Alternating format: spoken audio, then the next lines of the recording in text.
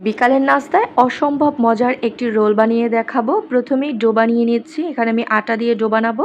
১ cup আটা নিয়েছি, east নিয়েছি, স্বাদমতো লবণ আর সয়াবিন তেল দিয়ে প্রথমে মেখে নিচ্ছি। তারপর অল্প অল্প নর্মাল পানি দিয়ে একটা ডো তৈরি করে নেব।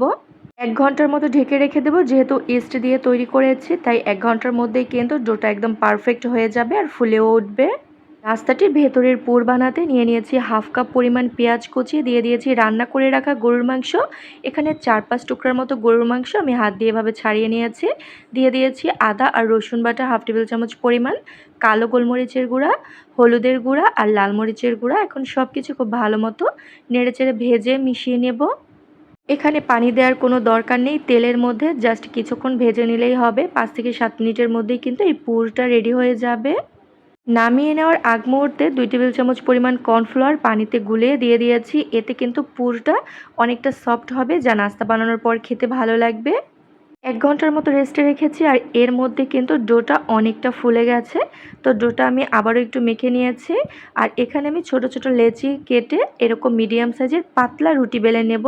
আর এই রুটিটা কিন্তু অবশ্যই একটু পাতলা করে বেলে নিতে হবে। এখন রুটিটার উপর পছন্দ মতো পুর দিয়ে দিলাম। ১ টেবিল চামচ অথবা ২ টেবিল চামচ দিলেও হবে। আর রুটিটার চারপাশে আমি সাদা পানি মিশিয়ে নিয়েছি। এতে কিন্তু ভাঁজটা খুব ভালোভাবে দেয়া যাবে।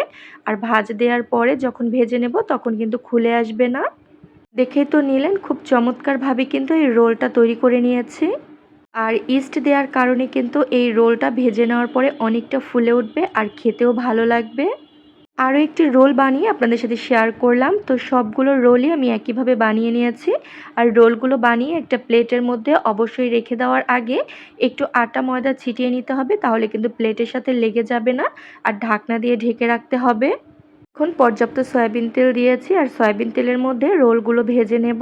তো এখানে পরিমাণের তেল আমি একটু বেশিয়ে দিয়েছি। অল্প তেলে কিন্তু এই রোলগুলো ভাজলে রোলগুলো খেতেও ভালো লাগবে না আর ভাজাটাও কিন্তু ভালো হবে না। এখন এপিট-ওপিট করে উল্টে পাল্টে ভেজে নেব। ৮ থেকে ১০ মিনিটের মতো ভেজে নিলেই কিন্তু খুব সুন্দরভাবে ভাজা হয়ে যাবে। কালারও সুন্দর আসবে আর খেতেও ভালো লাগবে। দেখেই তো নিলেন, ভাজার পরে কিন্তু বিফ রোলগুলো চমৎকার লাগছে। উপর থেকে যেমন সুন্দর লাগছে ভেতর থেকেও কিন্তু খুব ভালোভাবে কুক হয়ে গেছে। আর সেম প্রসেসে কিন্তু আপনারা মুরগির মাংস দিয়েও এই রোলটা তৈরি করে নিতে পারবেন। গরুর মাংস বা মুরগির মাংস যে কোনো একটা হলেই হবে। আর চাইলে কিন্তু সবজি দিয়েও এই রোলটা তৈরি করে নিতে পারবেন।